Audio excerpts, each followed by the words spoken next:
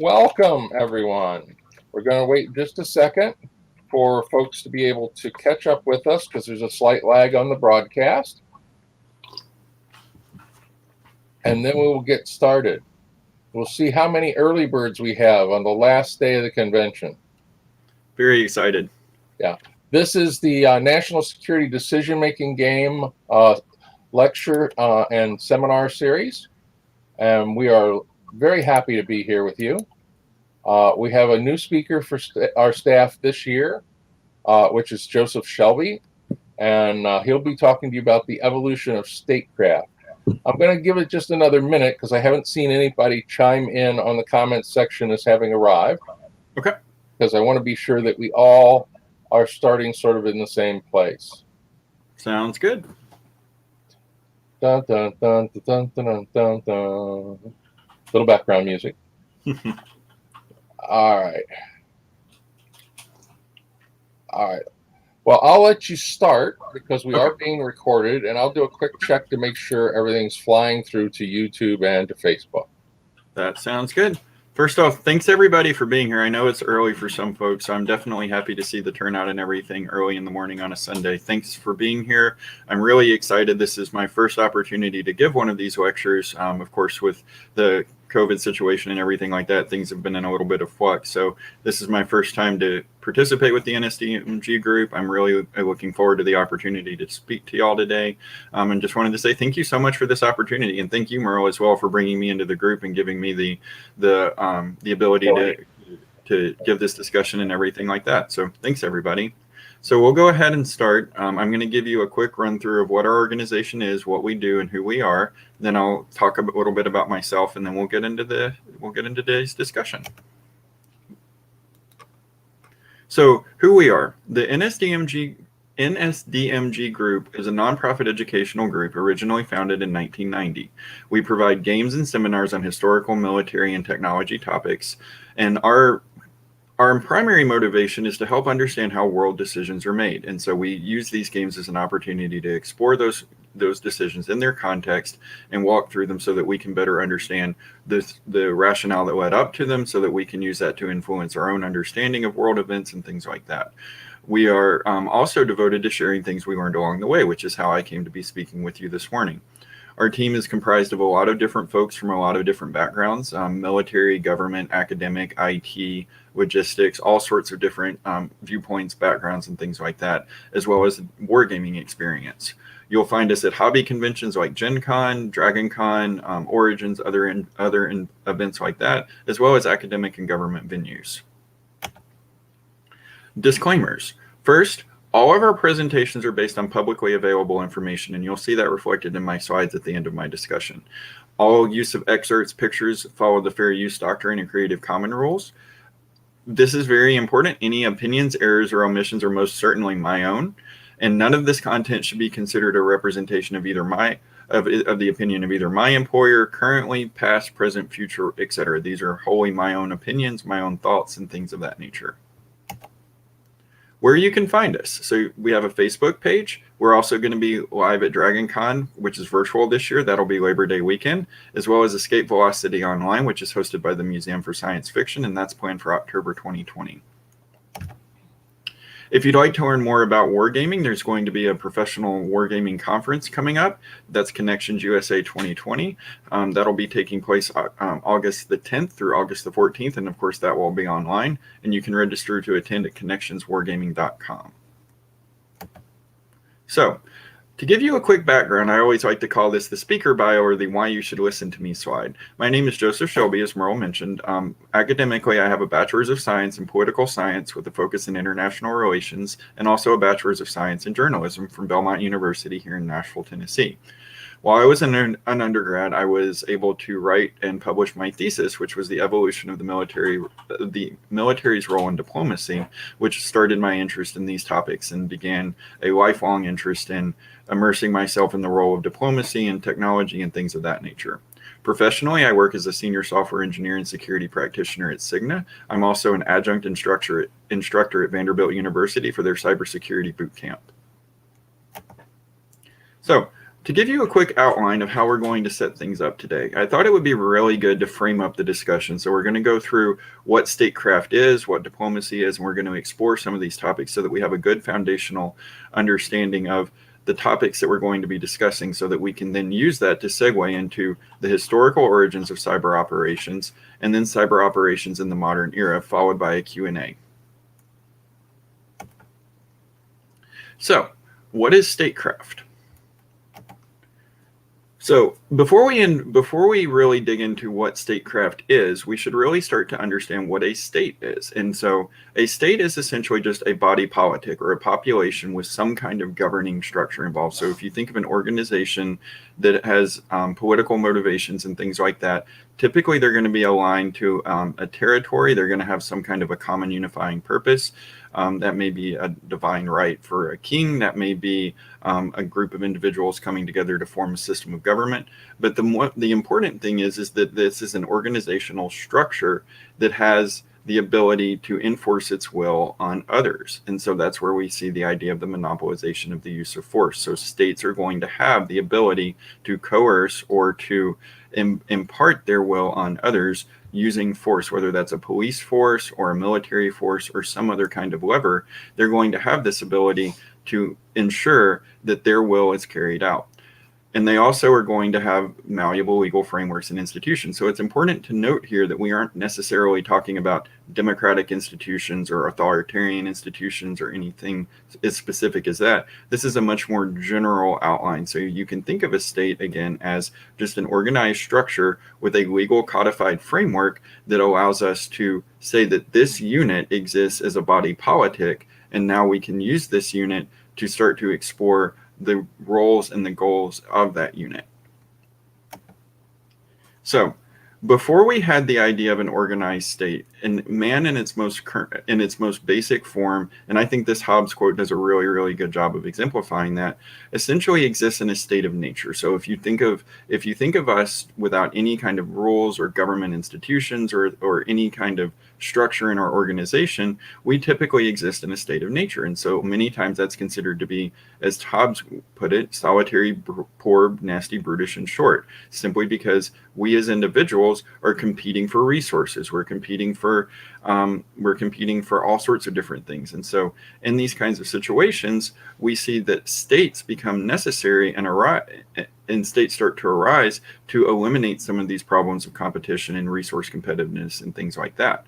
So in this circumstance, what tends to happen is, and you see this throughout history in ancient times and things like that, individuals will come together, they'll align their interests, they may align along tribal or national boundaries or things like that, but they'll start to come together to form these organizations and to start to form these underlying structures so that they can, again, start to achieve their goals, start to achieve their ends. And so that is where that idea, as I mentioned a moment ago, of a common unifying purpose comes from. So we start out in a state of nature, we start out as individuals, and things like that, and then over centuries and millennia and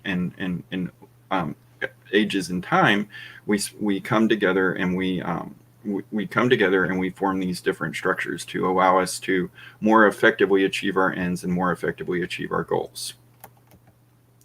So now that we understand a little bit more about what a state is in the general sense, let's talk about statecraft. So statecraft is essentially what we do to affect the outcomes that we want to achieve. So if we think about what a state is, again, with that common unifying purpose that I just mentioned. So a state has to have some raison d'etre. It has to have a reason for existing. And so in this circumstance, when we talk about statecraft, what we're really referring to are the actions that for governing a nation and conducting diplomatic affairs. So in other words, these are the things that the state is going to do to advance its own interests. This is the idea that I, as a statesman, or I, as a representative of my state, am going to take the goal of that state, whether it's an authoritarian state, a democratic state, or somewhere in between. I'm going to then use the means at my disposal to advance my own interests, or those of my, in the case of a representative democracy, those of my population, those of the individuals who have elected me to office. So statecraft is, again, that notion that we need to have some mechanism by which we can affect and achieve our own interests. This is also how we manage reality and try to, again, achieve our own interests. So what we're essentially trying to do when we say managing reality is we're trying to shape the world as we want it to be. We're trying to take our environment. We're trying to take the world that we occupy, and we're trying to mold and manipulate and turn that into something that we want it to be. We want to affect an outcome on that. So whether that's an economic state of being, or whether we want to achieve some kind of diplomatic goal, or we want to extend our territory, or perhaps we want to acquire more natural resources. We may want to acquire more oil reserves or gas reserves or things like that. Whatever that reality is that we want to achieve, we use statecraft to manage it, and we use statecraft to help us shape and influence that outcome. As I mentioned, this allows us to leverage the resources that we have available to us to further these goals. So if you think about the United States as an example, we have economic means at our disposal. We have military assets at our disposal. We have technological assets at our disposal, not necessarily just adversarial technological assets, which we're going to be discussing today with cyber warfare and things like that, but we also have the ability to export our technology. We have individuals who spend many, many years of their lives doing research and development. And so all of these different assets can be used by the state to, again, shape that reality and work through what we want our goals to be, and then allow us to help achieve those goals. So again, with the notion of statecraft, you can think about, in addition to economic outcomes or technological outcomes, you can think about military outcomes. So anytime that a state goes to war, it is attempting to influence its reality. It is attempting to exert its will on another country or another population. And so that is an example of how a state can take its own resources, in this case military, it can take its military resources and, again, start to shape those outcomes, start to figure out how we're going to influence the world that we live in. So when we start talking about statecraft, we then need to break that down a little bit further into two specific tools or two specific domains. And these primary components are war and diplomacy. And it turns out that they work together. They work in concert with one another because they try to serve the same ends. They want to get the state what it wants. We try diplomatic goals, meaning influence, negotiations, and things like that, with a specific outcome in mind. Otherwise, it would just be talking. If I don't have a specific desired state, and for example, I say when I sit down to begin my diplomatic negotiations, if I don't have an outcome in mind, if I don't know what I'm trying to achieve, then I'm simply having a polite conversation over a cup of tea with another representative. It's not actually conducting diplomacy. And so we use diplomacy to, again, work through resolutions. We come to the table and we say, this is what we want our outcome to look like. How can we achieve that? What can we do? What can we offer?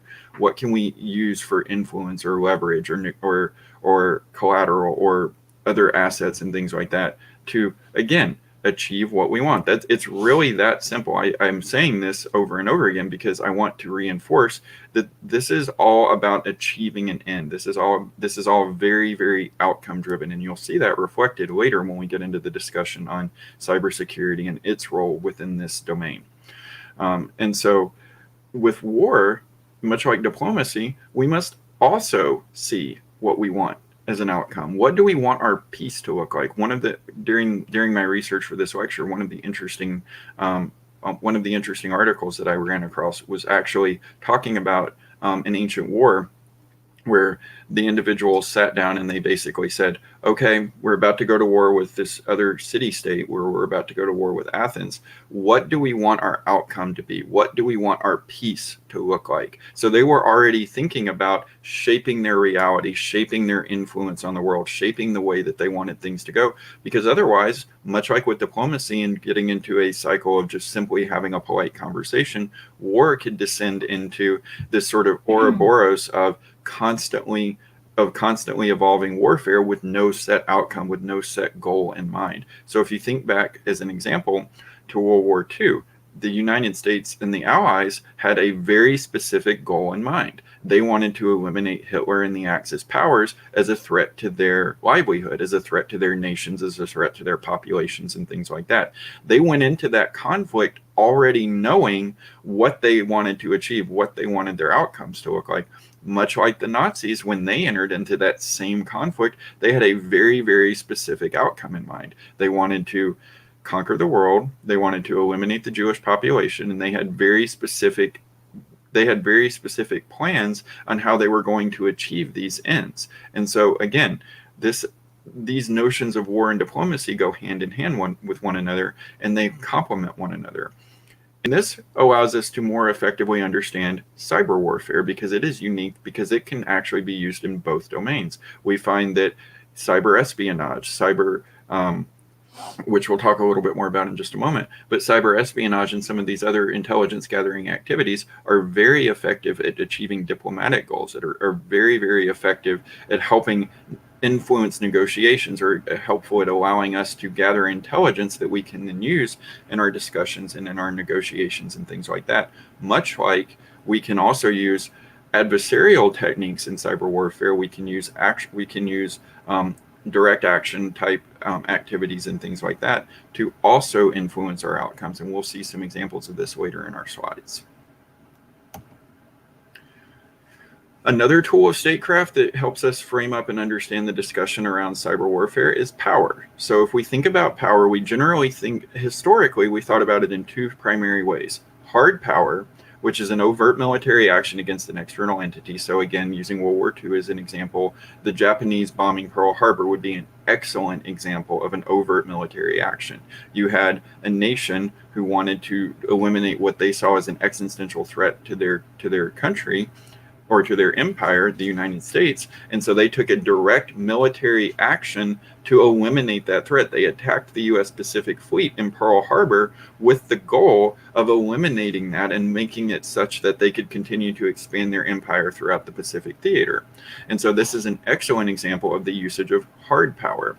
Soft power, by contrast, is trying to influence people. It's really trying to get people to do something because they instinctively want to do it for you, because these individuals are going to be influenced by you. So you may go into a negotiation and say, hey, I have these medical resources, or I have these economic resources at my disposal.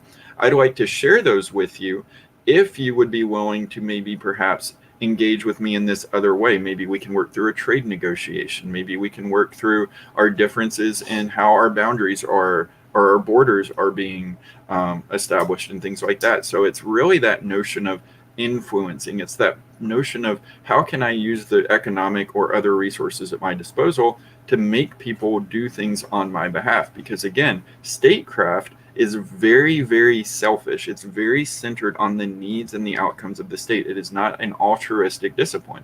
It is ensuring the survival, the longevity, and the achievement of your state's goals, whatever form that state takes. And again, I want to be clear that we are not talking about a system of government. We are not talking about an authoritarian government or a dictatorial or a representative government or these other kinds of systems of government. We are talking about specifically the goals of the state itself, the organization and its underlying structures and things like that.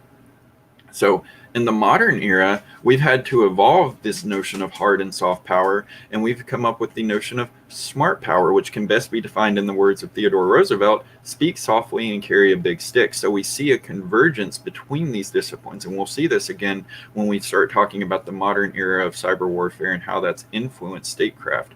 But smart power is this notion that sometimes I don't want a direct military action, because that may result in a situation where I have to then escalate my military actions. My population may not want to go to war. That just may not be an option for me, but I still need to influence the international sphere. I still need to influence outcomes and things like that.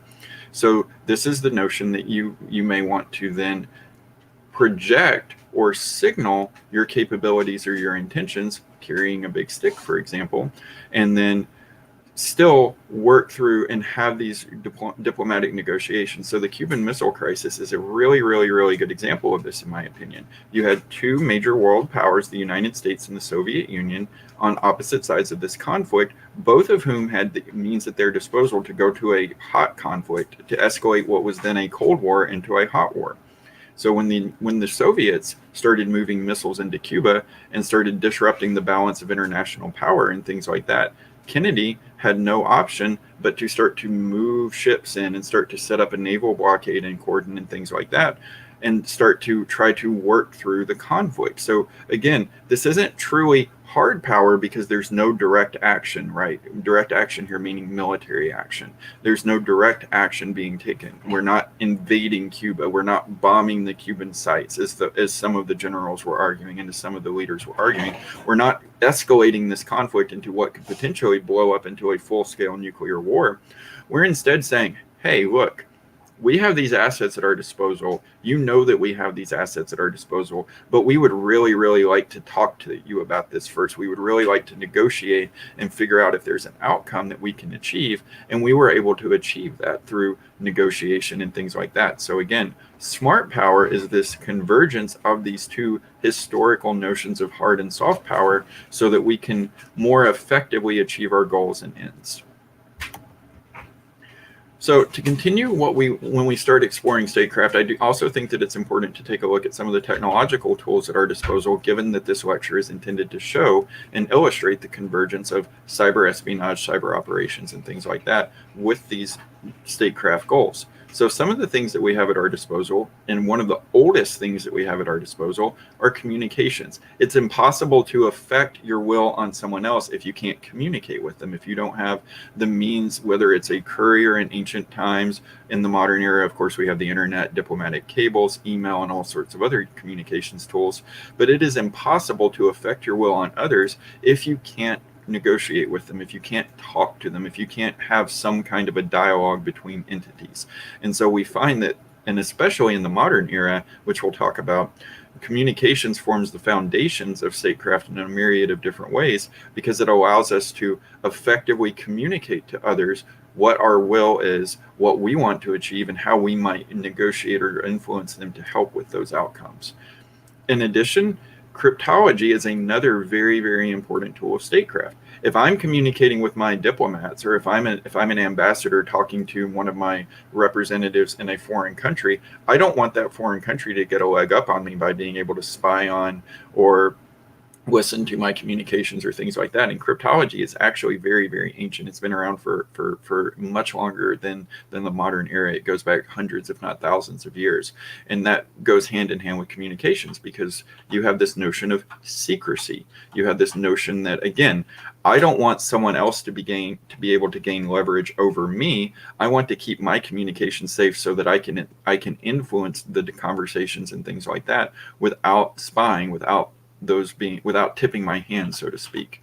And so this leads us to the notion in the modern era of cyber espionage. So now we're starting to establish signals intelligence operations. We're starting to establish other operations where we want to spy on or listen to others so that we can gain that leg up. So again, there's sort of this cat and mouse game that's starting to evolve and starting to develop, where you have certain capabilities and certain resources, and I'm going to do everything that I can to tip those resources or to subvert those resources for my own ends and for my own goals. And so this notion of cyber espionage goes hand in hand with the ideas of cryptology and communications, because again, my goals are sacrosanct. My goals are the things that I want to achieve above all else. And so I'm going to do everything that I can in furtherance of that mission. And so cyber espionage gives us these tools to do, again, signals intelligence, and other things like that. Cyber warfare is an evolution of this notion, and we'll see this as we go into the historic discussion of how this has evolved over time and everything like that. But cyber warfare introduces a new dimension, and that is the notion of an adversarial conflict. So historically, I didn't have the means at my disposal other than maybe cutting telegraph wires or things like that, which we'll talk about. But I didn't have the means at my disposal to directly affect another country via electronic means. I didn't have this capability because they simply hadn't been invented yet. They simply didn't exist. But in the modern era, this has become a very, very, very important tool of statecraft and has allowed us, as we'll see, to conduct operations where we may not have wanted to take direct military action. It allows us to influence outcomes in other countries without having those outcomes directly attributable to us. Because in statecraft, it's very important to remember, if I take a direct military action, that is not done in a vacuum. I am not the only country that is participant in that exercise. Not only is the other country against whom those actions are being taken participant, but also so is the international community. And so you may run into a situation where the international community turns against you, and that can be very disadvantageous for other long-term goals. Because again, remember, the state isn't going to have just one single goal in most circumstances. The state is going to have a myriad of different goals that it's trying to achieve and to accomplish. And so when we talk about cyber warfare and the notion that we no longer have to have these actions attributable to us, this can be very, very lucrative and very important for a state, because they may be able to achieve their goals or their ends without having to do the dirty work or having to have that dirty work attributed back to them. So now let's dig a little bit into the historical origins of cyber operations and start to unpack these within the guise of history, because what you'll find is, though we talk about cyber warfare as a very modern construct, as though it were something that has just come about in the last 10 or 15 years, really, these ideas and these notions of cyber operations, signals intelligence gathering, spying on communications, leveraging another entity's communications against them, all of these notions actually have very, very old and very, very historic origins. So I'm going to start with an example using the Civil War, because this is one of the first times in history that we actually see true signals intelligence starting to take place.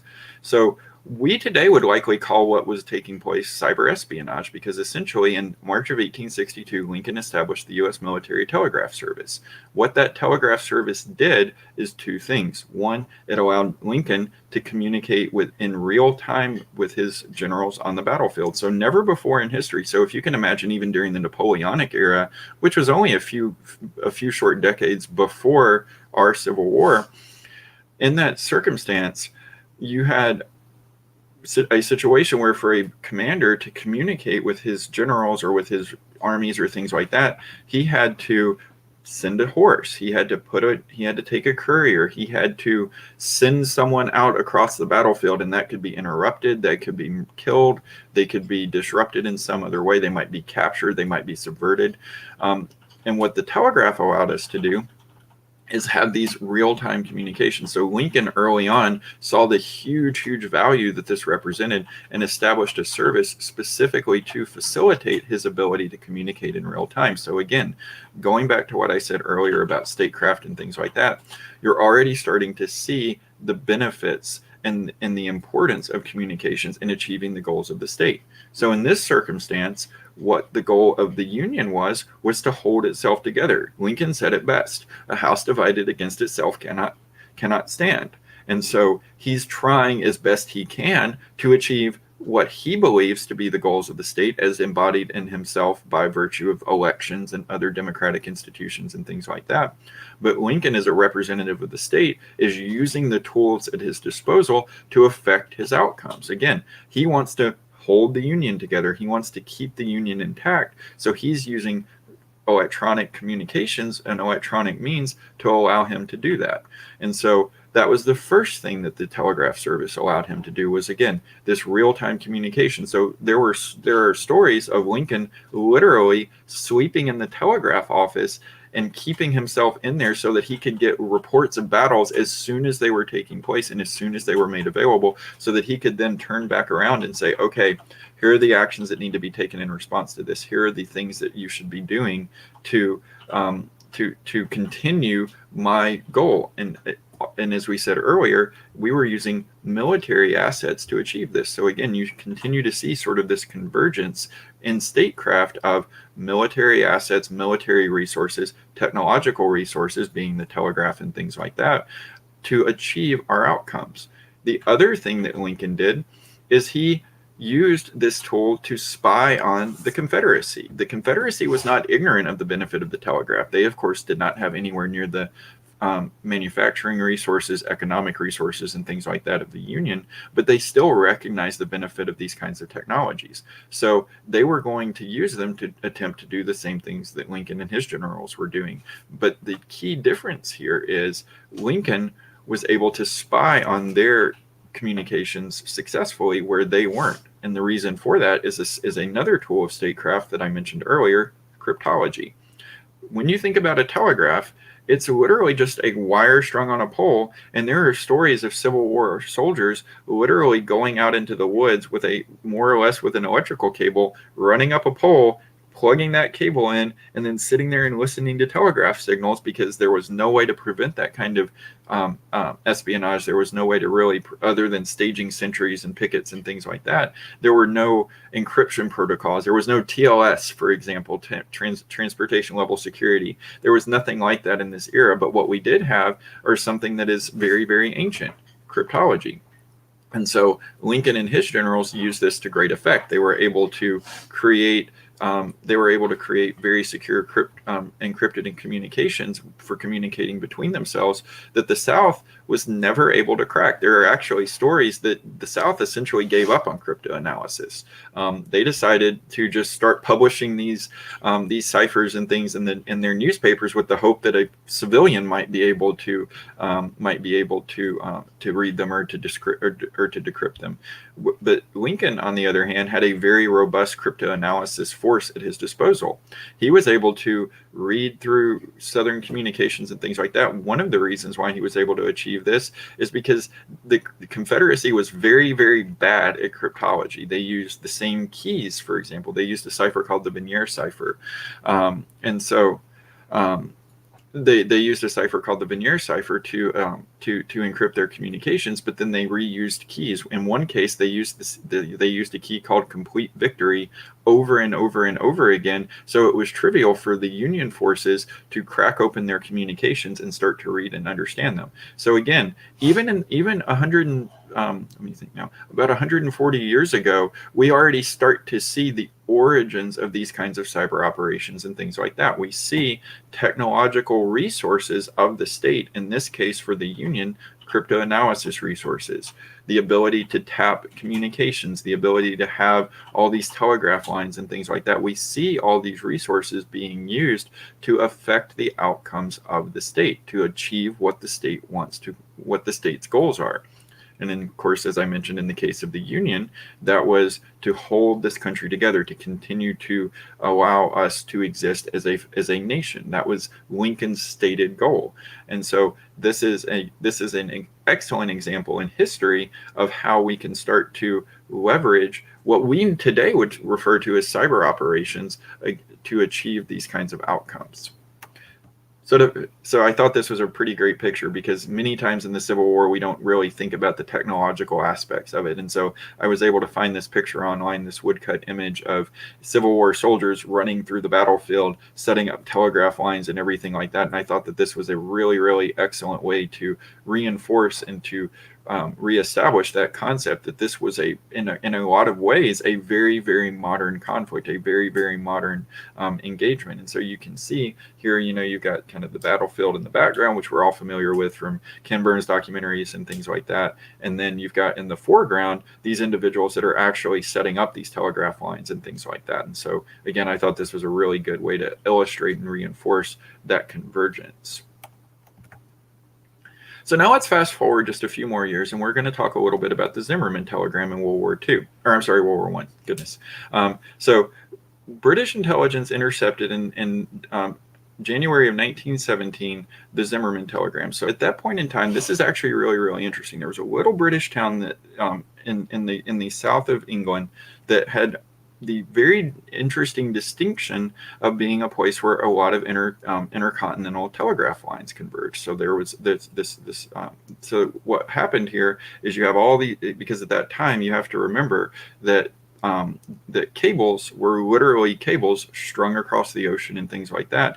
And so this town in England, Portsmouth, had was essentially close enough to the sea that it made a natural point for all of these telegraph lines to converge and things like that. And of course, the British at that point in time had their worldwide empire, and so they started to use their ability to sit at the junction of all these intercontinental cables and all these telegraph services and things like that to very great effect. And so they started to tap these, and they started to listen to other countries' communications and other countries' conversations and things like that by virtue of their position in this intercontinental communications network. And so once again, the British Empire or state at this point in time was using a resource at its disposal, which in this case happened to be both geographic in nature, a small town on the English seaside, as well as technologic, these telegraph cables, telegraph lines, and things like that to achieve their goals. They wanted to remain dominant in the world, in the world order, in the world world hierarchy.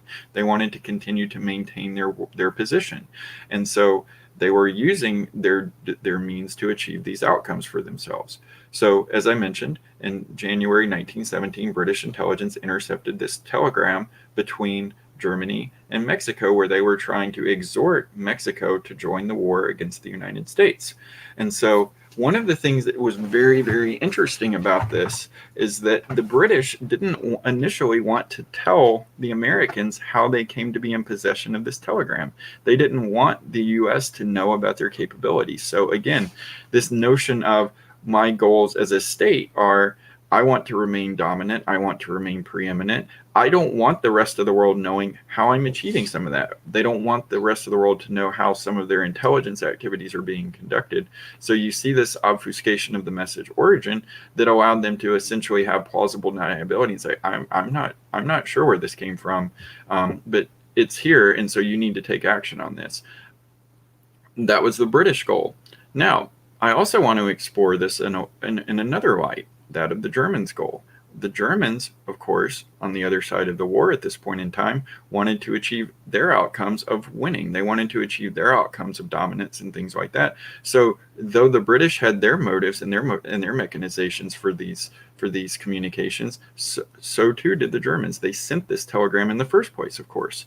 And so that becomes another example of how statecraft is influenced by technology. So we have one diplomatic entity communicating to another diplomatic entity what they want to achieve, what they are trying to influence. And so this would be an idea of diplomatic negotiations, going back to what we discussed earlier. So they are saying to the Mexican government, hey, we will give you back large portions of your territory. You know, those things that the United States has essentially taken from you over the years, we'll return those to you if you go into the war against the United States so that you help us achieve our outcomes. So again, this idea of, I already know what I want to achieve. I know what I want my peace to look like, and I am willing to negotiate and to do what it takes to achieve that, to achieve my stated ends. So there's two components of this. And again, as I mentioned, you have the British on one side wanting to bring the United States into the war against Germany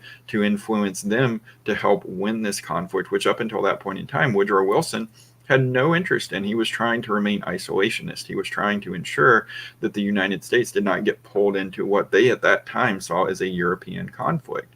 Now, of course, there were other issues and things that were going on around that time as well. The sinking of the Lusitania, for example, German attacks on Allied shipping and things. And so there were also other circumstances as well. This was by no means the only thing that took place that brought the United States into the war, but it is certainly something that helped in that regard, and it is something that certainly helped tip the balance, so to speak. So you have a situation again where you have individuals, states, pulling against one another and pulling diplomatically against these outcomes. So you have the British on one side trying to pull the United States in on their side. They're trying to influence the United States by saying, hey, look what these Germans are doing. Look what they're trying to do against you. They're trying to arouse American sentiment against Germany at this point.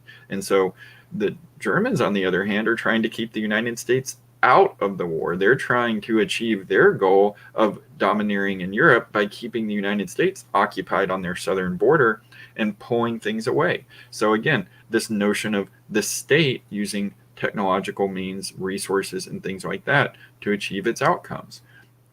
Once this was provided to Woodrow Wilson in February of 1917, it was very shortly afterwards leaked to the press. And of course, you can imagine that already there was something of an anti-German sentiment in the United States, given for the reasons that I mentioned earlier, the sinking of the Lusitania and some of the other actions that had been taking place. This led to an even greater outcry. And again, it's debatable whether this was the straw that broke the camel's back, but it is certain that we did end up entering World War I, and we did so on April 6, 1917. And so once we became aware of these actions, once we became aware of this telegram that had been delivered, we then wanted to advance our own interests, because now we're saying, okay, this is gone far enough, guys. We can't continue in this regard. We can't continue to be isolationists and ignore Germany. It is clear that their goals of their state are antithetical or disadvantageous to the goals of our state. Though our stated goals at that time were, again, to remain isolationist and to remain out of the war, at least as embodied in our president and in our legal institutions. We were brought into this conflict. We had to shift because we realized that this was more of an existential threat. We realized that this is something that is going to affect us negatively. And so we decided then to take action, direct action in this case, to enter the war on the side of the Allies and take action against Germany, because we wanted to continue to protect our own interests. We wanted to protect ourselves and ensure that our goals as a state were maintained. And so David Kahn had a really great quote about this that I think really summarizes how important this was. And he said that no other single crypto analysis has had such enormous consequences, because the Zimmermann telegram was originally encrypted. So going back to what I said just earlier with the Civil War and things like that, this is another example of the use of technology by Germany to influence their outcomes. So again, they didn't want any spying to take place. Of course, that goal was not successful, but they didn't want any spying or any espionage or anything like that to take place. So they encrypted the Zimmermann telegram. They encrypted it so that it couldn't be read or anything like that. The British, of course, had excellent crypto analysis teams that were able to break this cipher, that were then able to read it and understand it and everything like that. And so again, you see how influential technology and the resources and technological resources are in helping a state achieve the goals that it has. And so here you just see an example of the Zimmermann telegram. I thought that might help sort of illustrate this. So you can see here that what they're trying to achieve and everything like that. And again, with these technological means at their disposal. So now let's fast forward a little bit further in history, and we're going to talk a little bit about Bletchley Park and Enigma, which is something that I'm sure a lot of folks have seen on The Imitation Game or some of the other documents and movies and historic analyses and things of that. But we'll dig into this in a little bit more detail. So the Enigma encryption mechanism was not originally conceived by Nazi Germany, nor was it originally conceived for diplomatic purposes. It was originally conceived for commercial communications. However, once the Nazis came to power in the 1930s, they realized that they were going to need to use the new invention of radio to conduct their blitzkrieg. Blitzkrieg, or lightning war, was their way of achieving their state's goals. So again, in this circumstance, the Nazi regime would be the state. Their goal is world domination, for example. And so they know that they have to use means at their disposal to achieve that goal. And one of those was radio. But they knew that if they just blasted radio signals and things like that out, that they would be intercepted, potentially jammed, or otherwise manipulated. And so that would be disadvantageous to their goals. So they adopted the usage of the Enigma to allow for encryption. So they used this mechanism or this resource that they had available to encrypt their communications so that they could continue conducting their war, their campaigns and things like that in secret. So the Enigma machine was first broken by Polish cryptanalysis all the way back in 1932. But Germany made additional changes in 1938 that essentially rendered obsolete the work that the Polish cryptanalysis had done, though it did become influential in allowing them to revisit, and we'll talk about this in just a moment. It allowed it allowed them to revisit and reestablish their ability to hold to maintain secret communications and things like that. Sorry, one second. And so once this once this technology was introduced, this notion by and sorry, let me back up. The way that Polish cryptanalysis were able to do this was by resources at their disposal. They had mathematicians, they had other technologists in cryptanalysis and things like that, because they knew, Poland did, about the existential threat that Nazi Germany posed to them.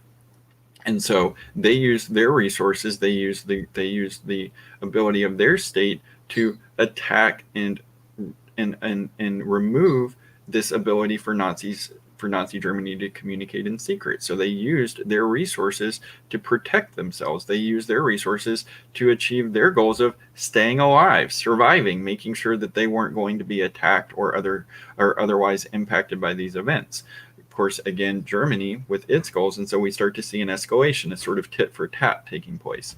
So Germany now is going to escalate by simply changing their encryption scheme, changing the Enigma machine, so that they now have the ability to continue conducting their operations in secret and things like that.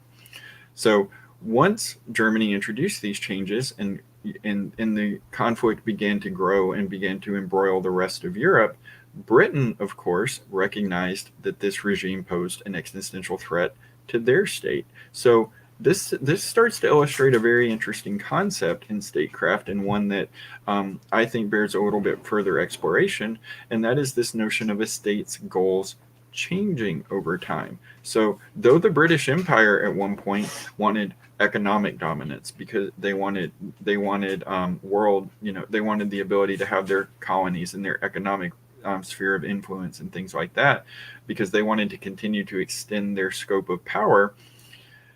When we see other states come into conflict with those goals, now the goals of the British have to change. They have to evolve. And so that initial goal of the state of, I want to extend my influence and things like that, now becomes, I want to survive.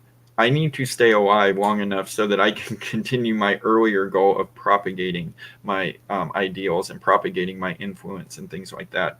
And so we see, and especially this is a great illustrative example, we see that a state can simply revert back or regress back to a very, very basic human survival technique of, I just want to stay alive and I want to get through this. I want to get through this intact. I don't want to be impacted by this. I want to continue to keep myself safe.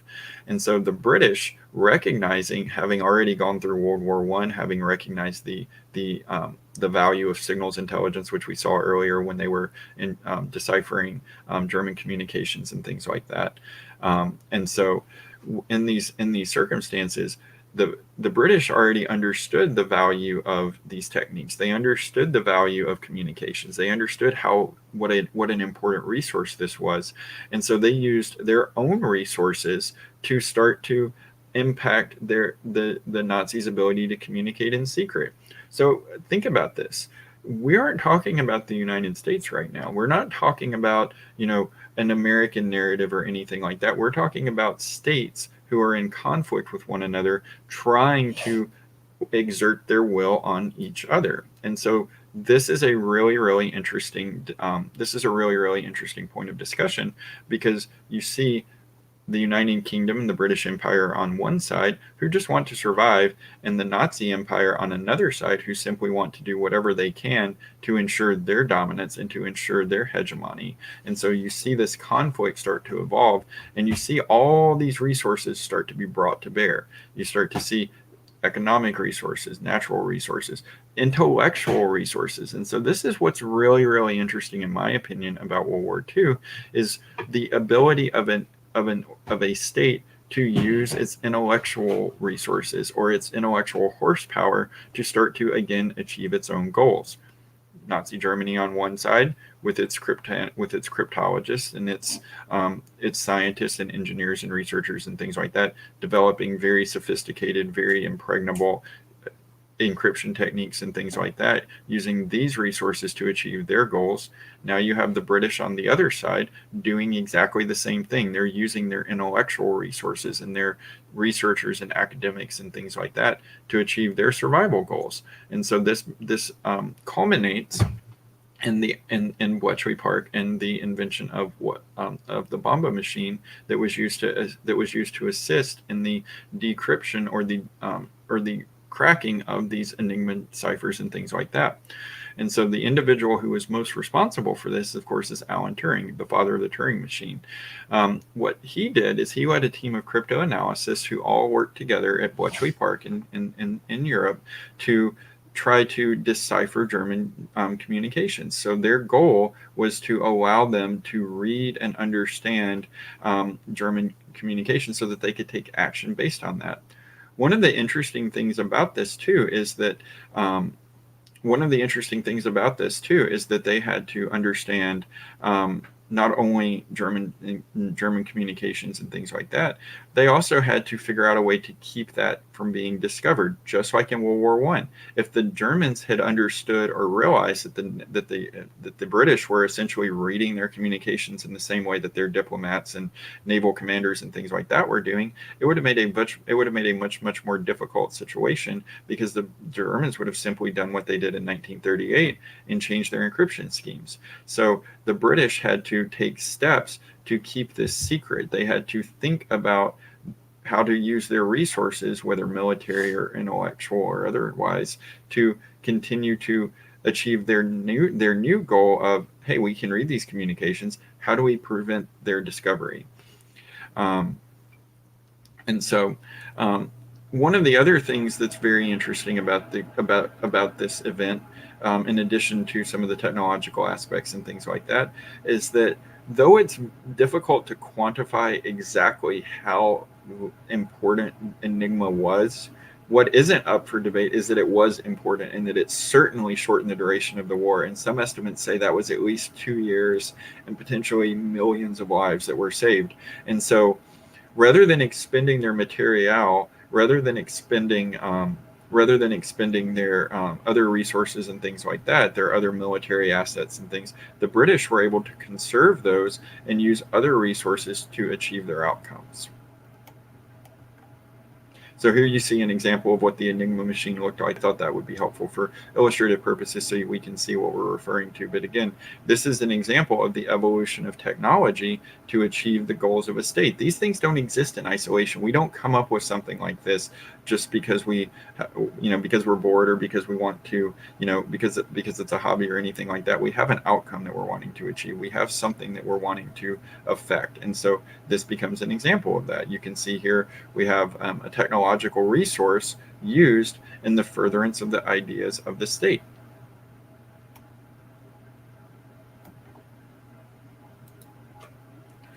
So now that we've established this, let's talk about cyber warfare. Cyber warfare is really, as I've said, has evolved out of all of these different disciplines and out of all of these different domains. And that's why I really consider this a unique means to an age-old end. We as a state have had for thousands of years the goal of exerting our will on others, of influencing others, of forcing our ability to change our reality and things like that on others. And so cyber warfare presents us a much evolved mechanism for accomplishing this. So before we dig into that, I want to introduce another topic, which is the idea of competitive statecraft. So we've started with just the idea of statecraft. We've talked a little bit about the tools of statecraft and things like that. We talked a little bit about hard and soft power and smart power and how these have evolved over time and how we've leveraged them through different historical events and things like that. So to reinforce where we were just coming from in World War II, we see this very interesting intersection of hard power being military actions and things like that, and then what I've come to refer to as smart power, or using our other resources, our other intellectual means and things like that to achieve our outcomes. Now we have this notion of competitive statecraft. Competitive statecraft is where we as a state are trying to compete with others for resources or trying to compete with others to achieve our outcomes.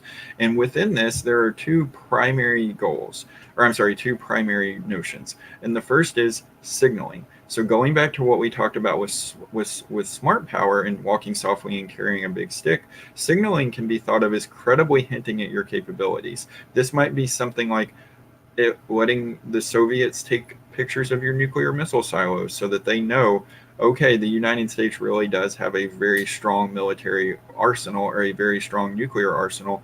It would not be in the interest of our state to attack them because we know what their capabilities are. They can show us and demonstrate those capabilities. Shaping, on the other hand, is stacking the deck or stealing ideas or things for your own use. It's taking from another individual something that you can leverage. And we'll look more into this throughout the rest of the slides. But it's really that idea that I'm not going to be able to compete on equal terms. I'm not going to be able to go toe to toe with this individual. I don't have equal footing, so I'm going to stack the deck. I'm going to steal communications. I'm going to steal the things that are necessary for me. And the previous example in World War II with the United Kingdom is an excellent example. The United Kingdom knew these Germans are really, really good at warfare. These Germans have some very, very sophisticated military technologies at their disposal and some very, very sophisticated means and capabilities. So we have to figure out a way to level the playing field. And so in this circumstance, that became espionage, that became sabotage, that became other things like that, where we were stealing their communications, stealing their secrets, and then using them to influence our own actions so that we could more effectively achieve our outcomes. And I find that this quote is really, really beneficial in helping illustrate this. The states that reap the most benefits from hacking are the ones that aggressively mold the geopolitical environment to their liking. So thinking about this, and we'll see some examples of this here in just a moment, and what this really means is, and to sort of unpack this, when you think about a state and its goals, the ones that are going to be the most successful in their outcomes are the ones that are going to say, this is how I want the world to work, and I am willing to do what it takes to get it there. I am willing to achieve my ends. I am willing to do whatever it's necessary, whatever ends justify my means are completely on the table, because I want to change my reality. I want to mold my political sphere to look like how I want it to be, to look like how I want it to look. And we'll see that in just a moment. So the first known hack, so to speak, that ever took place has been documented in a book called The Cuckoos Egg. And if you're interested in the history of hacking and the history of cyber warfare and things like that, I strongly encourage you to pick this up. It's an excellent read. It's a first-person account, and it is just fascinating. And so there was a gentleman named Cliff Stoll who was an astronomer at a national laboratory here in the United States, and his boss came to him. So at this point in time, this was before the age of the internet and things like that. We had something called ARPANET, and ARPANET was essentially a communications network between government institutions, academic institutions, and things like that. And then it formed a prototype or an early progenitor for the internet. But it was not publicly available. It wasn't something that everyone had access to. It certainly wasn't on your phones or your tablets or everything like that like we have today. This was a much more simplistic and a much more early version of these kinds of communication networks. And so in this sphere, we had the idea of time sharing, where individuals would go to another lab and pay for time on their mainframes. Because at this point, you have to remember, we didn't have laptops like I do, or computers in the closet, or all these other entities and things like that. Computers were very, very large mainframes that lived inside of academic institutions and things like that. And so in this circumstance, it became lucrative for individuals to sell time on their machines. They were able to say, hey, my office I'm on the East Coast, I'm in Boston and Cambridge. We go home around 5 p.m. Eastern time, but folks out on the West Coast in Stanford and Berkeley and other places like that, you're still working, you're still leveraging, your research activities and things like that. So I'm going to sell time to you to allow you to continue to leverage my resources and continue to make, and then make a little bit of money to help pay for these massive mainframes and the costs and things that are associated with those. So Cliff was told by his boss, hey, we noticed that there's a slight discrepancy in our accounting errors. So we're saying that we should have sold this much time, but this is what we're recording in terms of actual usage. And it turned out that that was about a 75 cent discrepancy. And so Cliff, being a very interested person in what was going on, decided to start digging into this because he thought, well, computers don't usually make mistakes. Of course, I as a software developer can tell you that's not always true, but most of the time they don't make mistakes. And so this is a very interesting problem. Why is this happening? What's going on here? So he started to dig into this, and he started to really try to figure out where the cause of this discrepancy was. And now you have to remember, this took place in the late 1980s. This was not a time of cyber warfare. This was not a time when this term really even existed.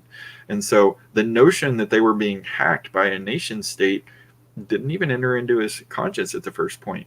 He thought, this is honestly just a simple mistake. There's a computer bug somewhere, or someone misentered something. It's an honest, innocent mistake. No big deal.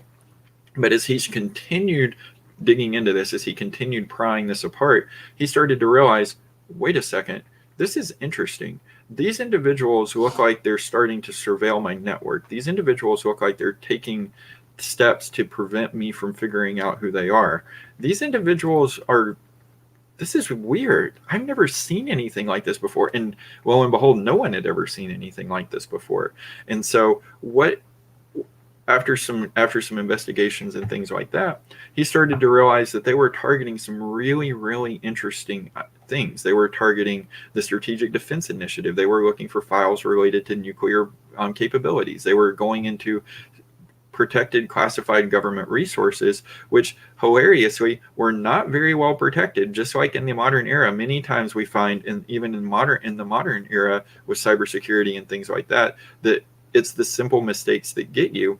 In this circumstance, it was no different. He found that they were using that many of our government agencies were still using default passwords, that they had not taken proper steps to secure their systems and things like that. And so this almost became a little bit of an embarrassment for the United States, because here's this unknown entity running amok through our various ARPANET computers and things like that, attacking these different resources, copying files, doing all kinds of different things, more or less with impunity. So Cliff, being a good citizen, decided to contact various three-letter agencies. And initially, they said, oh, this is interesting, but it's not our responsibility. We don't know how to deal with this because, again, this was a prototypical attack. This was something that had never been seen or heard of before. And so they weren't necessarily inclined to take responsibility. And so there was some discussion around exactly who is going to take over this capability, who is going to take over responsibility for this. And so this attack also coined several new things that now we know that are now more or less that are now more or less ubiquitous within the realm of cybersecurity. But the attacker started to introduce things like Trojan horses. He started to introduce password lists. So he started to copy password files and things like that from these systems so that he could use those in dictionary attacks and other things. I mentioned earlier about default passwords. So he was actually surveilling and doing reconnaissance against our network. And in cybersecurity, all of these things are still used today. All of these things still show up in my classes and in other discussions and things like that I've been a part of. But this was the first time in history that we had really started to see these start to be explored and start to be utilized.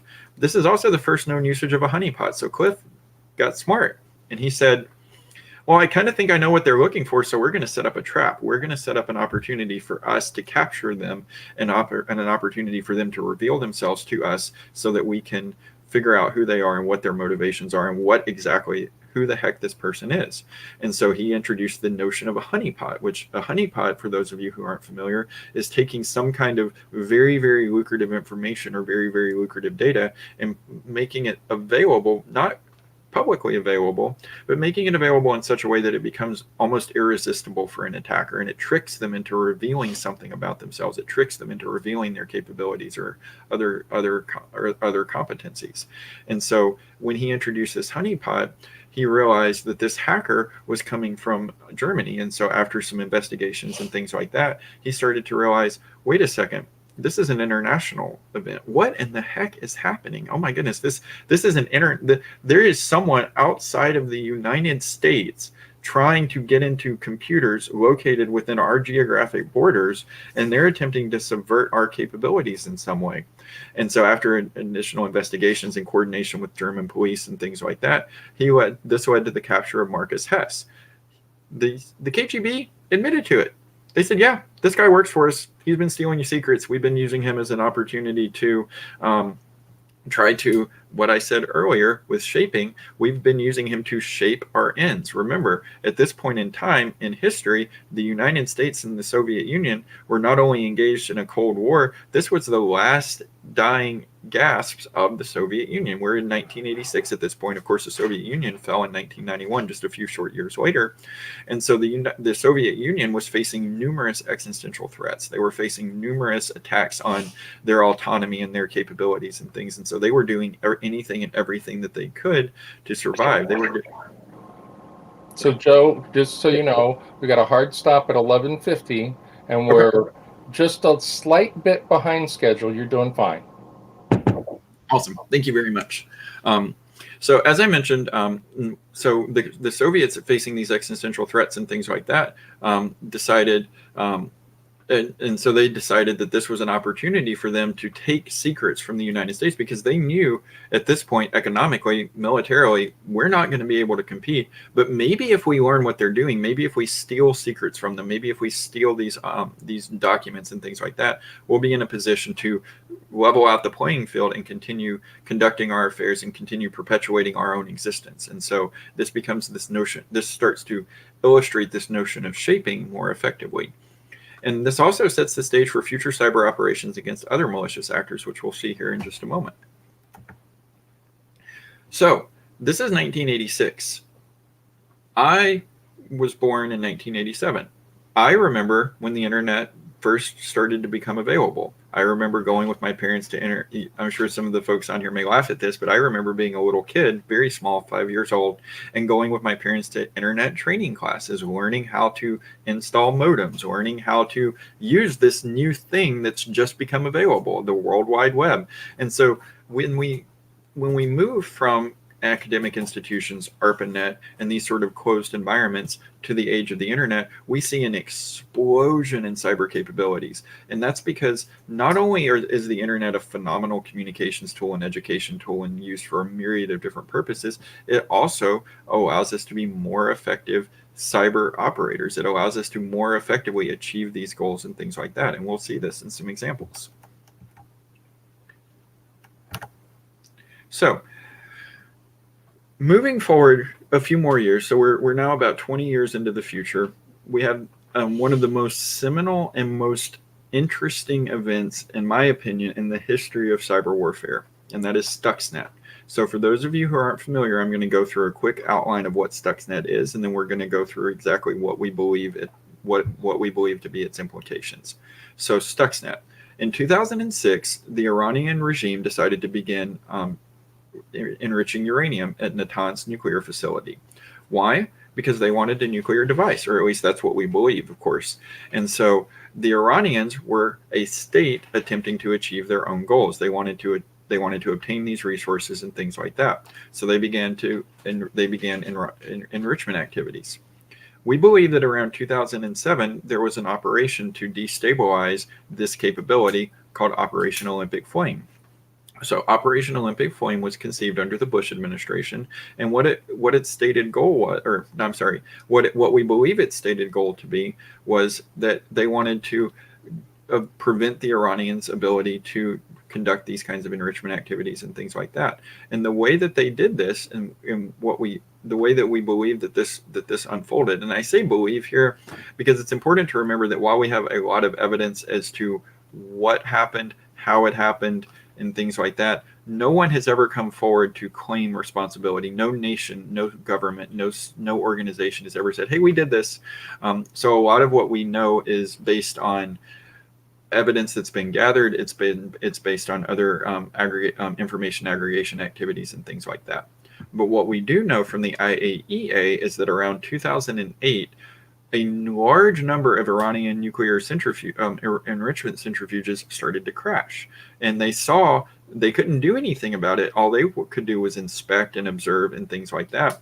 But what they saw was that these centrifuges were going offline much more rapidly than would be expected. They realized that this failure rate was much more rapid than would normally be the case, and so they didn't know exactly what was happening, other than that there may have maybe some sabotage. We're not really sure, but what we now believe happened is that during Operation Olympic Flame, we found a mechanism, a virus that we were able to insert into their controllers, into their primary logic controllers for their centrifuges, and we were able to subvert those centrifuges. And this is the really clever thing.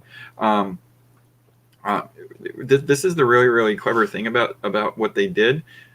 They slowed the centrifuges down just enough that they crashed a little bit sooner than they probably should have.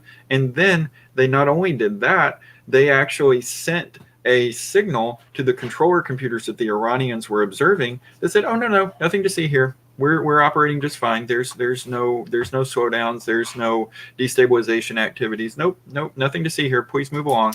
And so this very sophisticated cyber operation, this very sophisticated cyber warfare event, one of the first cyber warfare events that we have ever seen, was very intriguing, because it starts to show you the capabilities and the power that come when we introduce connectivity, when we introduce computers. So as I said earlier, we've moved into the age of the internet. Now computers are ubiquitous. Our attack surface, a technical term that we use in the cybersecurity community to mean the breadth of systems that we can focus or target, our attack surface has increased exponentially. And this is what we see here with Stuxnet. We have multiple computers used to control these capabilities to achieve a state's outcome. And now we as a state are going to attack that outcome. We as a state, the United States, Israel, others, are now going to attempt to achieve our stated goals. And we'll talk more about that in just a moment. In 2010, this is when the worm actually escaped. So we're not exactly sure what happened. We see that, again, the ramifications of it. We certainly see the outcome, but we don't know exactly how it escaped. And so we started, Symantec and other individuals started to get involved in figuring out what this worm was, because again, there was no national agency saying, "Oh, by the way, sorry guys, we totally released this and we're really sorry, please don't be mad." Nobody was doing that. And so what we did see is we saw this worm come out, and when Symantec got involved, they started investigating it and going, much like Cliff did, what the heck is this? What the heck is going on? How on earth is this thing being propagated? It had multiple zero-day exploits. A zero-day is an exploit that's previously undiscovered, and that is a very lucrative thing in the hacking community. And this had 3 of them. Normally, you wouldn't even see a single zero-day in most malware, and this was something so sophisticated and so maliciously crafted that it involved 3 of them and was clearly designed to attack industrial controllers. So let's talk a little bit. That's a great segue to talk a little bit more about the implications and aftermath. So when we saw that this was attacking logic controllers, industrial machines, and things like that, things that normally weren't attacked. So for example, when phishing campaigns and things like that, we usually see that folks want to target for monetary reasons or other things like this. This was very specifically crafted. So now what we again believe is when Ahmadinejad, I'm going to try to say this, I'm sorry, Ahmadinejad, sorry, stutter, when he won the Iranian election, one of the very first things that he tried to do was speed up their nuclear acquisition. So he believed, I am the embodiment of the state. I am going to carry out the state's goals. We want to survive. We want to be a nuclear power, and so I'm going to do everything in my capabilities to achieve this outcome. So again, we believe that Stuxnet was created as a byproduct of U.S. and Israeli intelligence operations to attack this capability, because Israel, of course, does not want Iran to gain nuclear capabilities. That represents an existential threat to them. The United States, for many of the same reasons, would not want Iran to gain these capabilities either. So what is interesting about Stuxnet, and this I think is really fascinating, we believe that the reason why Operation Olympic Flame was conducted in the first place was to achieve a diplomatic goal. Bush and later Obama, after being made aware of and exhorted to continue this operation, after Stuxnet was revealed and everything like that, what we believe happened is Bush wanted to buy himself some time. There were diplomatic negotiations going on, guys. This did not happen in isolation. This did not happen as a result of a national security agency operative waking up one morning and going, "Man, I'd really like to attack the Iranians." Bush had decided, I don't want to take direct action. They had talked about bombs. They had talked about, sending in commandos. They had talked about other kinds of operations and things like that. And Bush was like, no, I don't want to escalate this. I don't want this to become a hot conflict. And so to achieve his diplomatic ends, he introduced cyber warfare. He introduced this capability to use a maliciously crafted virus to attack these individuals and to attack these surfaces. And so that's why we say that we don't know how effective Stuxnet actually was, because we know that the Iranians were able to regain a lot of their nuclear processing capability. We know that they were able to recover from this. It took several years, but they were still able to come back and recover from these operations. But it's interesting to think that if this really were just an exercise to buy time, if this really were just something where we wanted to introduce our ability to expand our ability to do diplomatic negotiations, that could be very influential for us. And so as I mentioned in my last point here, we believe this to be a safer alternative than a military action. Because of the ideas of plausible deniability, not having this attributed back to us. If you send in a team, much like we saw with Operation Neptune Spear, if you send in a team of Navy SEALs to attack a site, it's very, very difficult to say, hey, that wasn't us. Sorry, guys, I don't know who you're yelling at, but that wasn't us. This allows us to more effectively achieve our goals without having to resort to a military operation. And so, again, this is a very seminal event, because we have a situation where we have a seminal event where we have a situation where a diplomatic goal is now being influenced and carried out by alternative means, by these cyber attacks. And this also, as I said earlier, was one of the first times that we believe cyber weapons were used to cripple infrastructure, which will be very important in just a moment. So here you can see a picture of the Natanz nuclear site. It's in the Iranian desert. So one of the interesting things about this, and one of the things that's still under debate, how did we get our code into that facility? There's a lot of discussion. There's actually a really great book that's in my slides at the end that I recommend, that if this is interesting to you. It's called Countdown to a Zero Day by Kim Zetter. She did an excellent overview and analysis of this topic, and did a really, really good job of digging into the implications, the aftermath, how we made these discoveries and everything like that. But one of the more interesting ideas here is, how exactly did it happen? How were these air-gapped systems that weren't connected to the internet or anything like that, how are they subverted? How are they attacked? And so I like to use this photo as an illustration of that, because you can start to see and appreciate some of the difficulties that can occur when you're talking about different kinds of cyber operations. And you can start to see how, again, these don't exist in a vacuum. They're conducted with the help and benefit of other resources and things like that.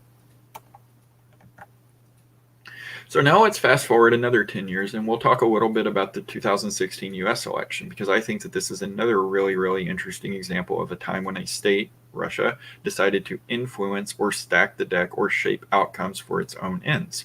So what we know, and I'm going to try to go through this, and if you have any questions or anything like that, please let me know. So what we know that this was orchestrated by Russian assets. We know that we know that they were likely a byproduct of the Russian GRU. The code name that we use for one of the agencies involved is Cozy Bear, or Advanced Persistent Threat 29, and another is Fancy Bear. And we know that they wanted to influence the outcome of the U.S. election. What we believe is that Putin blamed Clinton for 2011 and 2012 protests against his rule. So to set the stage a little bit, you have an authoritarian ruler of another country who embodies, in this case, the state. Because again, as I said earlier, the state is not a system of government. It's not a specific diplomatic or political entity. It is this notion of a structure and this notion of a collective. And so Putin in Russia is the embodiment of that state. And so he's trying to carry out his own goals and ends and things like that. And in 2011 and 2012, we saw massive protests against his rule. We saw all kinds of individuals rising up and saying, this is not okay. We do not want to perpetuate this. And Putin, because Hillary Clinton was Secretary of State in the US at that time, blamed her directly. So he basically said, you are responsible for this. And so when it came time for the election in 2016, when she was running against Donald Trump, he took an opportunity to influence that election. And so now we're going to spend a little bit of time just talking through what that looked like, how that occurred, and more importantly, what we believe the Russians were trying to accomplish as they were doing this. Let's go 30 minutes. Awesome. Thank you.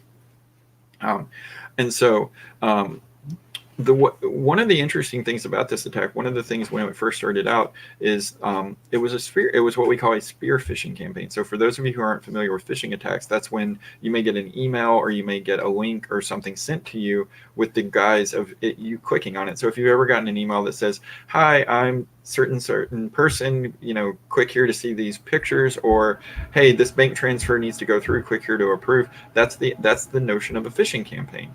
And I call out John Podesta here, not because of a malicious thing, but because he actually tried to do the right thing. So John Podesta gets this email. He thinks it's a phishing attempt. He's been educated to recognize these as an official and everything like that. He knows to be safe. He forwards it to one of his campaign staffers, and inexplicably, one of his campaign staffers says, oh yeah, that's totally legit.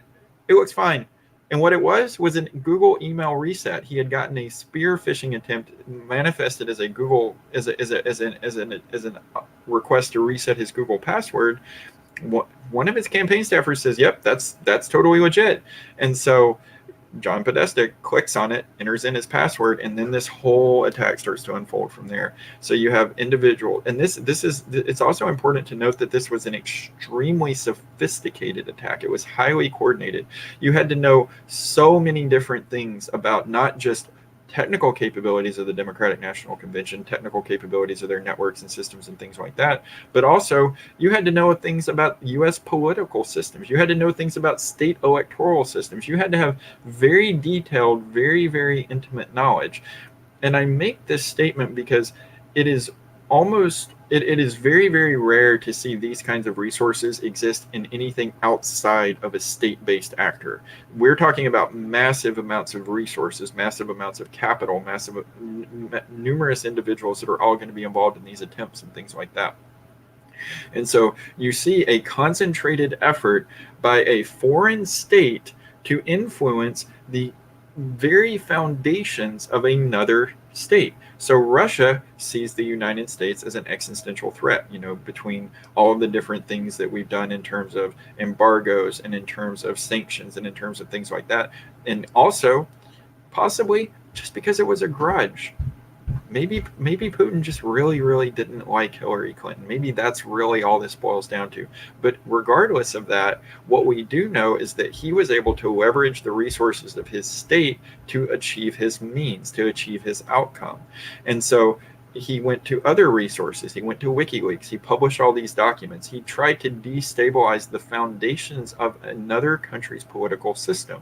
And so this is a really, really interesting moment in cyber warfare because, again, cyber warfare doesn't exist in a vacuum. It's not a means for it is not an end unto itself. It is a means to an end. And so now Russia is using hacking techniques. They are using disinformation. They're using Maskirovka, which is essentially the Russian art of military deception. They're using all these different deceptive techniques and disinformation techniques. Facebook, all of these properties with one goal in mind, and that is to influence the outcome of an election. So think about that. Think about the massive amount of work and resources that went into attacking something so critical and so fundamental.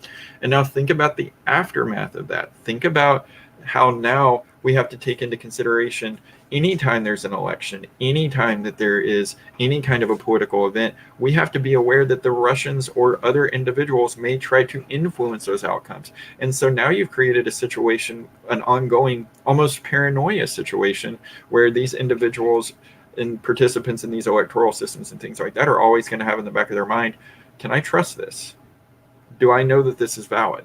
Do I know that this isn't been influenced in some way? Because we've seen the capabilities of this state. We've seen their resources at hand. We've seen their exercise of soft power or smart power in influencing things. They've shaped their reality. Russia didn't want Clinton to win. And so they shaped their reality around that. They shaped their actions and their goals to achieve this outcome. And so they did what they needed to do to make the world look like the way that they wanted it to look. And so, again, this is where we see that intersection between power and influence and statecraft and cyber means, cyber warfare and things like that. So we have a state on one side, Russia, wanting to achieve an outcome and using all of these different capabilities and things at its disposal. And again, this wouldn't be possible without the internet, without the ubiquitousness of these communication networks and things like that. So now let's fast forward a little bit to talk about shadow brokers, because this is going to set the stage for our last few slides. So in 2016, we were made aware that a trove of NSA hacking tools had been made available. The initial leak was traced to Hal Martin, but the interesting thing about this is he wasn't the person responsible for the publicity campaign. So shadow brokers at this point was saying, hey, we have all these NSA hacking tools.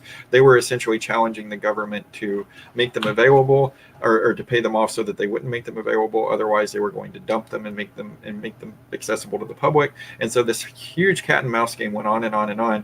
We went through and tried to figure out motives. We tried to figure out who was responsible. Again, as I said, we traced the initial leak to an individual, but we don't know who was responsible for the actual publicity campaign. We don't know who was actually behind making this accessible. So it could have been a state. It could have been state actors. It could have been NGOs, non-government organizations, other hacktivist type organizations. Hacktivists are groups that are not necessarily states, but they have a political goal or a political motivation, and they attempt to use hacking to achieve those goals.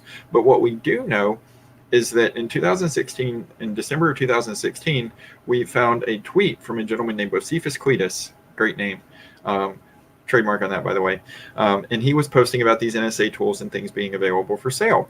And so after some back and forth and some discussion and tweets and all kinds of other conversations and things like that, we finally get to this burn the ground moment where Shadow Broker says, you know what? We're just going to watch the world burn. We're just going to dump it. And so they started dumping all these tools and making these available. And as I said earlier, we still don't really know what the motives were. But what we do know is that they managed to sow discord within our own government. They had our president, our executive branch, looking at the CIA and going, hey, why are you doing this? You know, what are you trying to do to me? How are you trying to attack me? You know, and so they again are attacking fundamental institutions, fundamental structures within our state. So even if they weren't themselves state actors, they certainly were able to attack state institutions, and they were certainly able to shape their reality around these motivations and things like that. And so I bring all this up because what we found is once these tools were released to the public, much like a genie coming out of the bottle, you can't undo that. You can't change this behavior. And so these NSA hacking tools were extraordinarily sophisticated in nature, and they immediately started to show up in state-based attacks. So we're going to talk a little bit about a couple of other attacks called Swift and WannaCry. So North Korea, as most of you are probably familiar, is a very impoverished state. They don't have a lot of money. Their GDP is very, very low. They're very, very poor. But so they want to bring capital into their country. So the goals of this state are financial in nature. They need to acquire economic resources. They need to accrue these capabilities and things like that. And so what North Korea has been doing for several years now is they have been conducting various attacks to try to gain financial resources. And so SWIFT was an attack on the World Banking Institution. So SWIFT is a monetary transaction network that's used by numerous different state-level banks and things like that to transfer very, very large sums of money between themselves. And so North Korea, knowing this, started to try to essentially rob the bank. And so they started setting up international transfers from banks like Malaysia and other places like that they felt like would be good soft targets that would not have sophisticated means at their disposal to detect and respond to these kinds of attacks. And so they started to try to prize out money, and they started to extract funds and things like that. And so initially they were able to acquire about $2 billion roughly in transactions, but between the United States and other entities and things like that, they were able to detect and respond to these. In fact, one of the more interesting aspects of this is that in one of the international banks in Malaysia, there's a room with a printer in it, and that printer went offline, and that printer had one job. That printer's job was to print records of these kinds of financial transactions. So when those banking representatives came in on Monday and they realized their printer was offline, they're like, wait a second, that's not supposed to happen. And so again, much like with the Cuckoos Egg and things like that, we see that sometimes these very sophisticated operations are brought down by very, very simple, very, very obvious mistakes and things like that. And so they were alerted to the presence of something going wrong, and then they started seeing money leaving their accounts, their national accounts and things like that, and being transferred all over the world into all these different other institutions and other things like that. And so they alerted the United States Federal Bank, they alerted other individuals, and basically said, hey, please don't process these transactions. Please don't move this money around. And for the most part, they were able to mitigate that. But ultimately, we do think that they were able to get away with about $68 million after bouncing it around in various shell companies and shell accounts and things like that all over the world. They were still able to make out with several $1,000,000 and completely stole that from another country. So again, the state is achieving its goals through hacking attempts, through other kinds of malicious activities and things like that. And in addition to that, we also have seen WannaCry. So WannaCry happened a couple of years ago, and this was not very lucrative, to be perfectly honest. It was very, very devastating. So the way that WannaCry worked is, we think that the North Koreans were probably trying to do something, and then there was a lot of collateral damage. They may have been trying another type of bank robbery. They may have been trying another type of activity like this, and it got loose, and it attacked all sorts of institutions, all sorts of entities, government and non-government, and it ended up causing about $4 billion in damage. And so it was very, very devastating. It was almost unprecedented at that time, because even in the modern era, we don't often see campaigns of this size. Usually state level campaigns are very targeted, like Stuxnet, where they have a specific goal in mind. And so the fact that this was a widespread, devastating attack leads us to believe that it was probably an inadvertent mistake on North Korea's behalf, where they were already trying to replicate some of their earlier successes, and they accidentally made some mistakes that let that loose and let that run rampant among the world, because again, we don't usually see these kinds of activities. But what's also interesting is, like I was saying earlier with letting the genie out of the bottle, this leveraged the NSA's Eternal Blue software development kit as a foundation of its attack. And so we see that though we as a state have goals, once those resources are made public and made available, now they're for fair game. We can use them. Other individuals and other entities and things like that can use them. So this is an illustration of a little bit of the danger of what can happen when your resources are subverted against you, when they are made available to other states and other individuals. So now we're going to fast forward just a little bit, and we're going to talk a little bit more about Russia. So again, Russia has often throughout their history viewed existential threats to their nation very, very seriously, especially since the rise of Putin. And so in 2017, on Constitution Day in Ukraine, we saw one of the most devastating cyber attacks that has ever been recorded. And what happened is we believe the Russian government simply wanted to signal rather than shape. They wanted to signal what their capabilities were. And they wanted to say, hey, here are the capabilities that we have. Here are the things that we can do. Because remember, at this point in time, Russia and Ukraine were embroiled in something of a conflict over Crimea and things like that. And there is no coincidence that this took place on essentially the Ukrainian version of Independence Day. So if you can imagine a massive cyber attack against the United States taking place on the 4th of July, that's essentially the same thing as what we're referring to here from the Ukrainian perspective. And so Russian assets in 2017 decided, we just want to show the world what we're capable of. And so they started targeting various components of Ukrainian infrastructure, various components of their power grids, their banking institutions, and things like that. And again, they just wanted to say, this is our capability. We as a state can do these kinds of things. We can take these kinds of actions and things like that. They targeted something called MEDOC, which is a tax software within Ukraine. And what was interesting about this, many times we as cybersecurity practitioners say, if you want to be safe, patch your systems. If you want to be safe, update your systems. They actually targeted those patching mechanisms with malicious code, so that when individuals started to see these malicious behaviors and malicious activities and things like that, the very mechanism that we as cybersecurity practitioners tell you to use to keep yourself safe had been subverted. So we saw that these software updates were being targeted, these patching mechanisms were being targeted, and when they went to take the action to fix the problem, they were actually exacerbating it. They were actually introducing patches that were malicious in nature, that had compromising code, that were then used to facilitate these attacks and things like that. And so, again, much like with the interference in the 2016 U.S. election, we see very sophisticated attacks. We see very, very sophisticated nation-level resources being leveraged, an intimate understanding of another nation's institutions, capabilities, systems, software, things like that. And we see this on behalf of a state. So the Russians wanted to dominate the Ukrainians. They wanted to ensure that their capabilities were known to the world. They wanted to let the world know that they were a force to be reckoned with in the cyber community. And so that allowed them to take this action. That was what formed the basis of this attack. And they also repurposed Eternal Blue. So much like with the North Koreans, the Russians were able to steal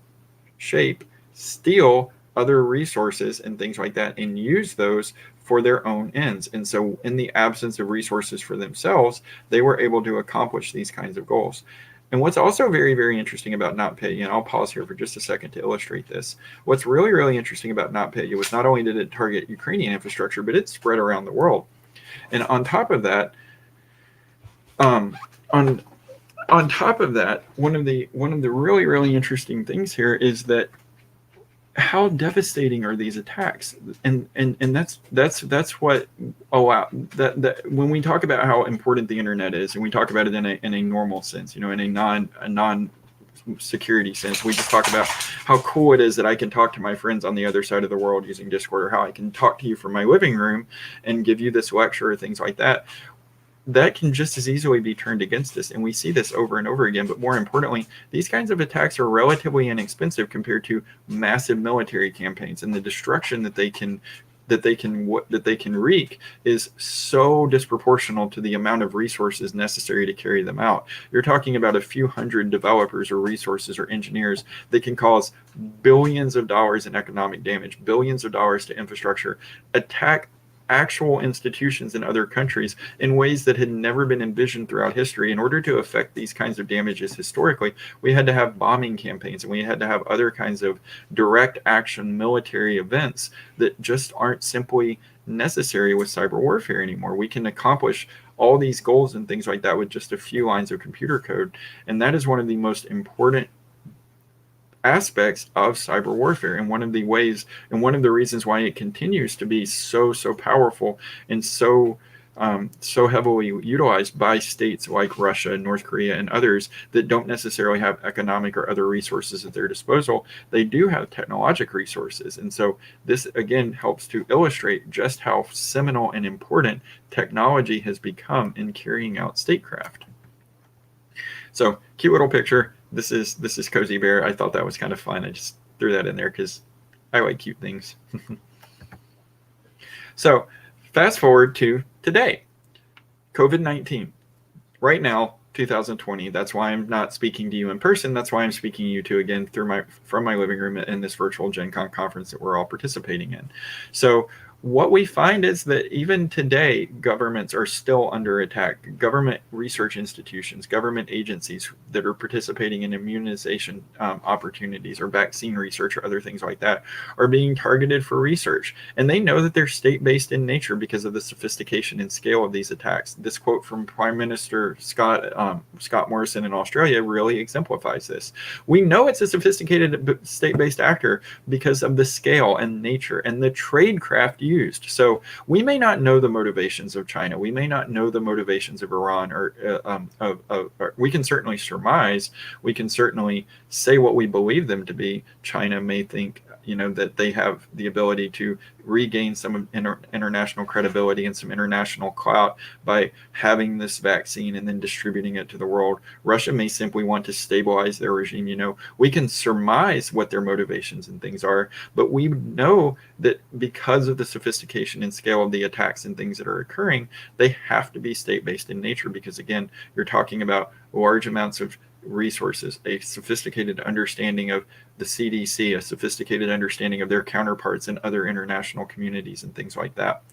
And what we've also seen is a serious rise in attempts to steal research, in the attempts to disrupt operations. I found evidence that the United States has been targeted, Australia has been targeted, Canada has been targeted, health institutions and all other kinds of agencies, and sometimes even ancillary agencies that may just be tangentially involved in these kinds of activities and things like that are also under attack. So again, you have states trying to subvert through technological means activities in the international community and things like that for their own purposes, for their own ends. And so this is a continuation of this notion of cyber warfare. This is an adversarial conflict to ensure the realization of a state's goals.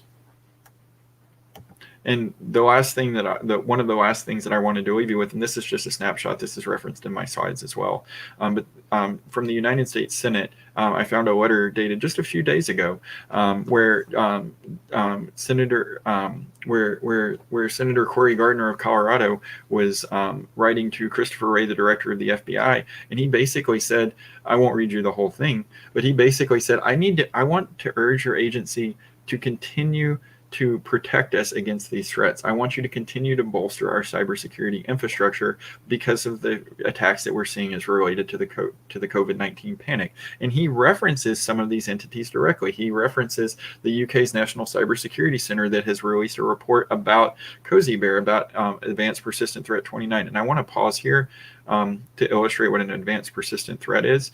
We don't necessarily know for certain, with absolute certainty, that the Russians are behind APT-29. We certainly believe that to be the case, but we just refer to them as a code name because we can't, again, directly attribute. We can't say with impunity, Russia did this. So that is where we get the notion of an advanced persistent threat, because we have to classify it in some way. We still have to respond to it and engage it in some way. And so this APT mechanism is a classification to allow us to continue to respond effectively and make attributions without directly saying in the international community, hey, Russia did it. And the reason why we do that is because of the implications that has. So if we were to say directly, Russia did this and Russia has plausible deniability, it would be very disadvantageous for us in the international community, and it might blow back on us or damage our credibility in some way.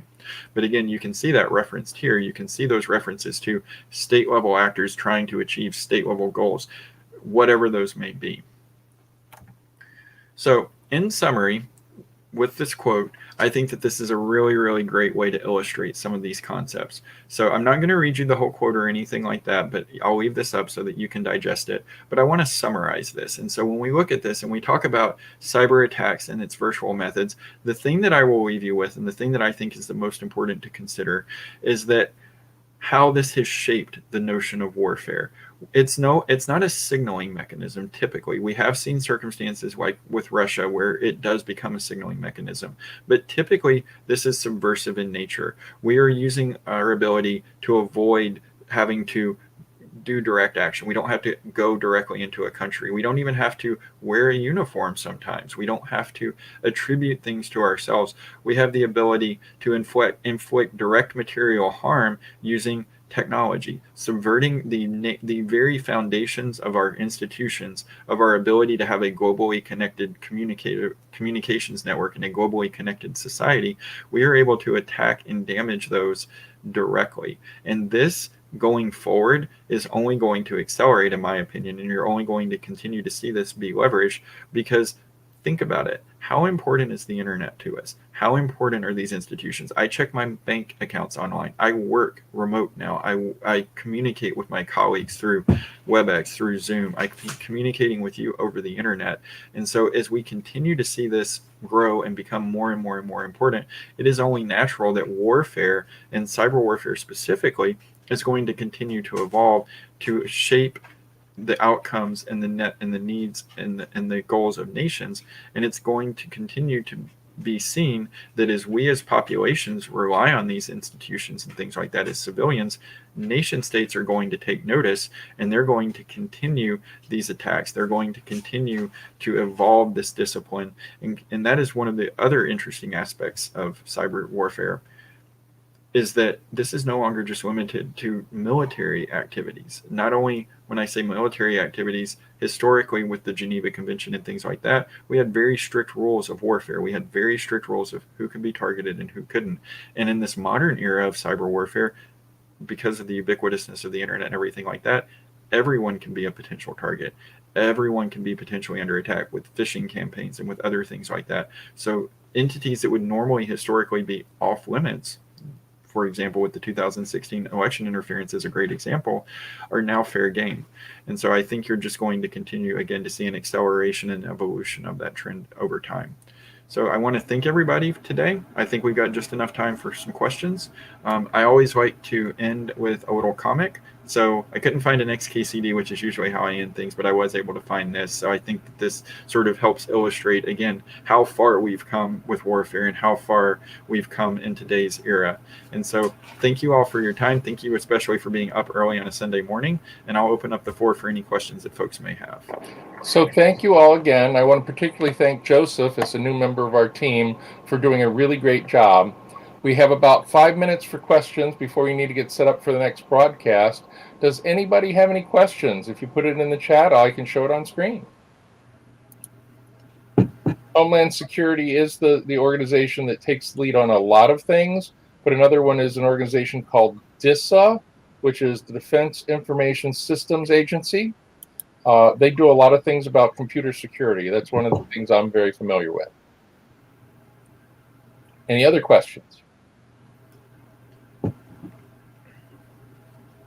Gosh, we've been so comprehensive that they are astonished and in shock.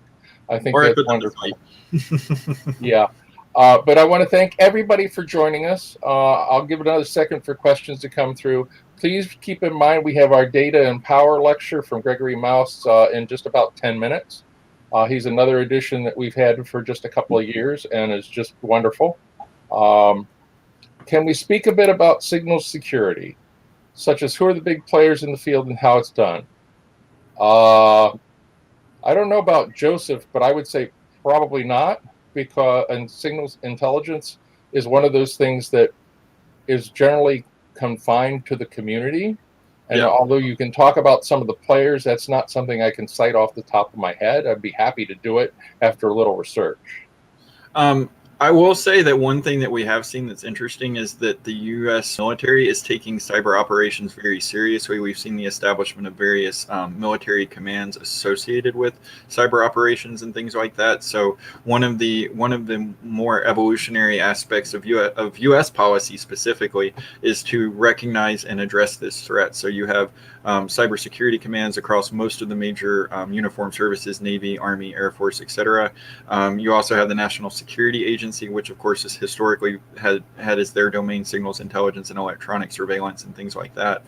So many of these agencies are continuing to evolve their capabilities and continuing to acknowledge this as a threat and something that they want to bring into their capabilities, so to speak. So I believe it was, and I may misspeak, so I won't say this with authority, but I believe President Obama was one of the first to start to establish the agencies separate agencies, I should say, to address some of these concerns and things like that. Okay, what companies are up to this challenge in cyber warfare defense in the U.S.? That's a great question, and it's far outside the scope of what we have time to answer or expertise on. So we're going to have to pass on that one, I'm afraid. It's not we're trying to keep secrets. It's that we don't know them. Okay. All right. Well, I'm going to close down the broadcast. Thank you again, everybody, for joining us. And I hope you follow our Facebook page. We'll show future events online and live there. Thanks again. Be safe. Thanks, everybody.